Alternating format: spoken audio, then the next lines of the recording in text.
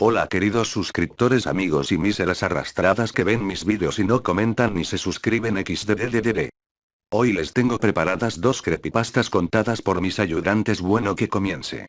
Hola, yo voy primero y será el experimento ruso del sueño. Investigadores rusos a finales de los 40 se mantuvieron a 5 personas despiertas por 15 días utilizando un estimulante basado en gas. Los tuvieron encerrados en un ambiente sellado para monitorear cuidadosamente el uso de oxígeno, de manera que el gas no los matase, debido a las altas concentraciones de gas. Esto fue antes de que existiera el circuito cerrado, por lo que tuvieron que usar micrófonos y ventanas con grosor de 5 pulgadas para observar a los sujetos. El cuarto estaba lleno de libros, cobijas para dormir, pero ninguna cama, agua corriente, baño y la suficiente cantidad de comida para que los 5 sobrevivieran por un mes. Los sujetos de prueba eran prisioneros políticos y de guerra declarados enemigos del Estado durante la Segunda Guerra Mundial. Todo estuvo bien por los primeros 5 días. Los sujetos rara vez se quejaban después de que falsamente se les había prometido su libertad si aceptaban tomar parte de la prueba y no dormir por 30 días. Sus conversaciones y actividades fueron monitoreadas y los científicos notaron que conforme pasaba el tiempo, ellos hablaban sobre incidentes traumáticos de su pasado. Después de 5 días se empezaron a quejar de las circunstancias y eventos que los llevaron a donde estaban y empezaron a demostrar paranoia severa. Dejaron de hablar entre ellos, y comenzaron a murmurar de manera alterna en los micrófonos. De manera extraña, todos parecían creer que podían ganar la confianza de sus captores si traicionaban a sus camaradas. En un principio se creyó que esto era un efecto del gas. Después de 9 días, el primero de ellos empezó a gritar. Corría por todo el cuarto gritando repetidamente por 3 horas seguidas. Después, trató de continuar gritando, pero solo podía dar un grito ocasional. Los científicos postularon que físicamente se había destrozado las cuerdas vocales. La parte más sorprendente de este comportamiento fue cómo sus compañeros reaccionaron a esto. O mejor dicho, como no reaccionaron, continuaban murmurando en los micrófonos hasta que el segundo de los prisioneros comenzó a gritar. 2 de los prisioneros que no gritaban, tomaron los libros y llenaron página tras página de sus propias heces, y de manera calmada, los pusieron sobre las ventanas del cuarto. Los gritos cesaron de repente. Al igual que los murmullos de los micrófonos. Pasaron otros 3 días. Los investigadores checaban los micrófonos constantemente para asegurarse de que trabajaban, porque creían que era imposible no escuchar sonidos con 5 personas dentro. El consumo de oxígeno indicaba que los 5 debían seguir vivos. De hecho, el consumo de oxígeno era el necesario para 5 personas que hacían ejercicio extenuante. En la mañana del 14º día, los investigadores hicieron algo que no debían hacer para llamar la atención de los prisioneros. Utilizaron el intercom dentro del cuarto, esperando provocar respuestas de los prisioneros, pues temían que estuviesen muertos o en estado vegetal. Anunciaron. Abriremos el cuarto para probar los micrófonos. Aléjense de las puertas y acuéstense con las manos atrás en el piso o se les disparará. Se le otorgará la libertad a uno de ustedes si obedecen. Para su sorpresa, escucharon solo una frase, con voz calmada. No queremos ser liberados. Hubo gran debate entre los investigadores y fuerzas militares que financiaban el proyecto. Sin poder provocar más respuestas utilizando el intercom, finalmente se decidió abrir el cuarto a la medianoche del día número 15. Se limpió el gas del cuarto, y se llenó de aire fresco. Inmediatamente, voces de los micrófonos empezaron a objetar. 3 voces diferentes rogaban por la vida de sus seres queridos, que encendieran el gas nuevamente. Se abrió el cuarto para sacar a los prisioneros. Gritaron más fuerte que nunca, al igual que los soldados, cuando vieron lo que había dentro. 4 de los sujetos seguían vivos. Las raciones de los pasados 5 días no habían sido tocadas. Habían pedazos de carne de las costillas y pantorrillas del sujeto muerto colocados dentro del drenaje del centro del cuarto, bloqueándolo, permitiendo que 4 pulgadas de agua se acumulara en el piso. Los 4 sobrevivientes también tenían pedazos de piel y carne arrancada de sus cuerpos. La destrucción de tejidos y la exposición de huesos en la punta de sus dedos indicaba que las heridas fueron infligidas por las manos, y no con los dientes, como era de suponerse. Al examinarlos, se descubrió que la mayoría de las heridas fueron autoinfligidas en su mayoría. La piel y los órganos detrás de las costillas fueron removidos, mientras que el corazón, los pulmones y el diafragma seguían en su lugar. El tracto digestivo de los 4 sujetos podía verse trabajar, digiriendo comida. Rápidamente se hizo aparente estaban digiriendo su propia carne, y que ellos la arrancaron y se la comieron en el transcurso de los días. La mayoría de los soldados eran fuerzas especiales rusas en las instalaciones, pero aún así, muchos se negaron a regresar al cuarto para sacar a los prisioneros. Estos, sin embargo, insistían a gritos que los dejaran dentro y de manera alterna rogaron y demandaron que se encendiera el gas nuevamente, para evitar quedarse dormidos. Para sorpresa de todos, los sujetos pusieron una resistencia feroz durante la extracción. Un soldado ruso falleció cuando un sujeto le mordió el cuello, otro fue gravemente herido cuando otro de los prisioneros le mordió la arteria femoral y los testículos. Otros 5 soldados perdieron la vida, si se cuentan aquellos que se quitaron la vida en las semanas consecuentes al incidente. Durante la lucha, uno de los prisioneros dañó su bazo, sangrando de manera casi inmediata. Se intentó sedar al sujeto, pero fue imposible.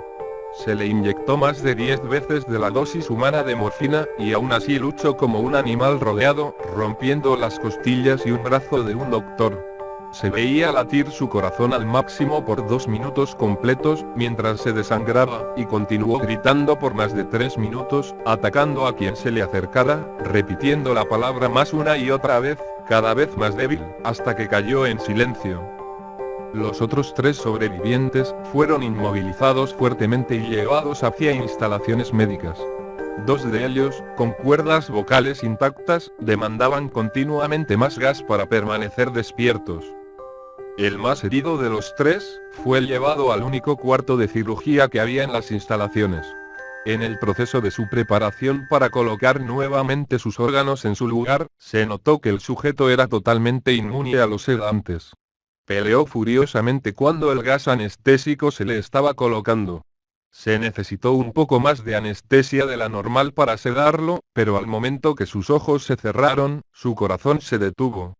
En la autopsia, se encontró que en su sangre había 3 veces la cantidad normal de oxígeno.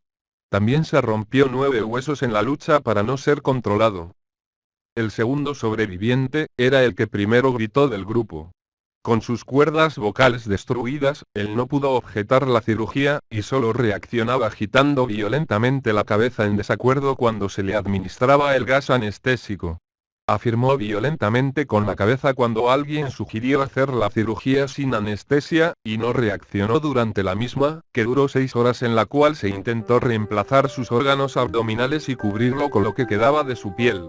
El cirujano afirmó que era médicamente imposible que el sujeto siguiera con vida. Una enfermera aterrada que ayudó en la cirugía, comentó que la boca del paciente formaba una sonrisa cada vez que sus ojos se encontraban. Cuando la cirugía terminó, el sujeto miró al cirujano y empezó a hacer sonidos fuertemente, como tratando de hablar. Asumiendo que esto era de gran importancia, el cirujano le entregó un papel y una pluma, para que el paciente pudiera comunicarse. Sigue cortando, escribió. Se le hizo la misma cirugía sin anestesia a los otros 2 sujetos. Se les tuvo que inyectar un paralítico, pues ellos reían constantemente, y le era imposible realizar la operación al cirujano. Una vez paralizados, solo podían interactuar con sus ojos. En el momento en que pudieron hablar nuevamente, exigieron una vez más el gas estimulante. Los investigadores trataron de averiguar por qué se lastimaron de esa forma a sí mismos, y por qué querían el gas nuevamente. La única respuesta fue: debo permanecer despierto. Se reforzó a los 3 sujetos y los devolvieron al cuarto, para espera de su destino. Los investigadores, enfrentando la furia de sus benefactores militares por haber fallado las metas del proyecto, consideraron dar eutanasia a los prisioneros. El comandante, un ex KGB, vio potencial en el proyecto, y en su lugar decidió ver qué pasaría si ponían el gas nuevamente. Los científicos se negaron rotundamente, pero al final, tuvieron que aceptar. En preparación para ser sellados nuevamente en el cuarto, los prisioneros fueron conectados a un monitor EEG. Para sorpresa de todos, los tres dejaron de pelear en el momento que se dieron cuenta que los regresarían al gas. En este momento, era obvio que los tres estaban haciendo un gran esfuerzo por mantenerse despiertos. Uno de los prisioneros estaba murmurando una canción. El sujeto mudo peleaba con sus ataduras de piel, como si tratara de enfocarse en algo. El último sujeto mantenía su cabeza en la almohada, y parpadeaba rápidamente. Siendo este el primero al que se le puso el EEG, la mayoría de los investigadores monitoreaban sus ondas cerebrales con sorpresa. Eran normales la mayor parte del tiempo, aunque algunas veces aparecía una línea recta de manera inexplicable. Parecía que repetidamente sufrían de muerte cerebral. Mientras analizaban los datos, una enfermera notó que los ojos del sujeto se cerraron. Sus ondas cerebrales cambiaron inmediatamente por las de sueño profundo, luego se pusieron rectas, y de manera simultánea, su corazón se detuvo. El único sujeto que quedaba que podía hablar comenzó a gritar para que lo encerraran en ese momento. Sus ondas cerebrales mostraban las líneas rectas del sujeto que acababa de morir por quedarse dormido. El comandante dio la orden de sellar el cuarto con los dos prisioneros dentro, junto con 3 de los científicos. Uno de los 3, inmediatamente tomó un arma y abrió fuego contra el comandante, matándolo de un tiro entre los ojos. Después apuntó al prisionero mudo, y le voló el cerebro. Apuntó al prisionero que quedaba vivo, mientras que los demás investigadores escaparon del cuarto. No me encerraran con estas cosas. No contigo. Le gritaba al prisionero que estaba atado al camastro. ¿Qué eres? Demandó. Necesito saber. El prisionero sonrió. ¿Tan fácilmente te has olvidado de mí? El prisionero preguntó. Somos ustedes. Somos la locura que está encerrada en todos ustedes, rogando por libertad en cada momento de tu vida, desde lo más profundo de tu mente animal. Somos aquello de lo que te escondes en tu cama todas las noches. Somos lo que duermes y silencias y paralizas cuando te vas a tu cielo nocturno, donde no te podemos alcanzar. El investigador hizo una pausa. Apuntó al corazón del prisionero y disparó. El EEG mostró una línea recta mientras el sujeto débilmente murmuró casi tan libre. Voy yo y será. Los 12 sonidos. Corría el año de 2005, recién había obtenido suficiente dinero como para poder pagar una buena conexión de internet. Estaba muy emocionado debido a la cantidad de música y vídeos que podía obtener. Esa tarde me la pasé bajando juegos y música, pero ya llegada la noche mis intereses se volvieron más oscuros. Grave error. Buscando entre diversos programas, psicofonías y relatos de terror me topé con un archivo bastante peculiar llamado Rec06MP3 y decidí bajarlo debido a la interesante etiqueta que tenía debajo. En la descripción del archivo rezaba la siguiente oración. Este es parte de los 12 sonidos del archivo original de Hideo Takashima. Si tienes alguno de los otros 11 no dudes en contactarme. Los 12 sonidos. Pensé. Suena a algo bastante interesante como para entretenerme un rato. Al reproducir el archivo escuché lo que podría definir como una especie de ronquido gruñido de algún ser vivo, como una respiración bastante dificultosa de un ser que agoniza, acompañado de ciertos toques macabros que me erizaron todos los vellos del cuerpo. Pensé en abandonar mi búsqueda cuando vi que el archivo no se había descargado solo, este estaba acompañado con una advertencia en formato TXT que abrí casi inmediatamente. Dicha advertencia me dejó bastante intranquilo y lleno de inseguridad. Ahora que has reproducido uno de los 12 sonidos, prepárate para lo peor. Dice la leyenda que si no reproduces el archivo Rec08MP3 después de escuchar alguno de los otros 11 tu vida se volverá un infierno. La leyenda es cierta y te confesaré que he disfrutado mi última hora de vida. ¿Qué podía pensar en ese momento? ¿Es acaso una broma de muy mal gusto? ¿Un tipo sin nada mejor que hacer con una conexión a internet muy rápida? Mi tercera idea no llegó debido a que ruidos muy extraños comenzaron a hacerse notar. Fuera de mi ventana había un pasillo muy poco iluminado y en esa maldita noche en especial se veía más tétrico que de costumbre. Juro que había siluetas muy extrañas afuera, como si hubieran escuchado ese sonido y hubieran acudido a su llamado infernal. Comencé como loco a buscar el archivo Rec08MP3 en el mismo servidor donde estaba alojado el original que descargué. Para mi sorpresa el usuario que lo había subido dejó de hacer actualizaciones en 2003. Adivinen por qué. Había muerto. Creí que era una broma muy pesada y que se había salido de lo que yo podía tolerar. Cuando intenté apagar mi PC todo enojado, un mensaje de la misma computadora me llenó de terror. El archivo rec06mp3 no puede cerrarse. El sonido empezó a reproducirse de nuevo y traté de apagar las bocinas sin éxito. Los ruidos afuera comenzaron a hacerse más cercanos y comencé a distinguir voces y murmullos. Era tanto mi miedo que no me atrevía a mirar fuera. Las luces de mi habitación comenzaron a fallar y sin embargo la PC no se apagaba. Ese maldito sonido parecía acrecentar su volumen conforme pasaban esos segundos eternos en los que no tenía idea de qué hacer. Comencé a rezar en todos los idiomas que se me ocurrieron y me encomendé a todo lo bueno que conocía. Mi PIP empezó a funcionar de nuevo y busqué desesperadamente dicho archivo. Encontré varias copias falsas del Rec08mp3 que solo aumentaron mi frustración y mi miedo ante lo que estaba fuera de mi habitación. Pasadas casi 2 horas empezó a llegar hasta mí un olor nauseabundo similar al de carne y sangre en estado de putrefacción. Sentía que las cosas iban a ponerse peor. Quise salir a enfrentar lo que sea que estuviese ahí, pero para mi sorpresa la cerradura se había trabado y fuera solo veía luces siniestras danzando como si compitieran por ver cuál me asustaba más. Estando lejos de mi PC, y casi al borde de la locura, empecé a escuchar un sonido muy extraño como si una niña se lamentara por algo y esto le causara mucho dolor. Los sonidos extraños fuera cesaron y esas luces macabras dejaron de danzar. El llanto de la niña las había ahuyentado y noté para mi sorpresa que el archivo estaba activo en mi reproductor de audio. Estaba impreso Rec08mp3 que había encontrado. Aún intranquilo noté que todo funcionaba como antes y que ya no había nada afuera.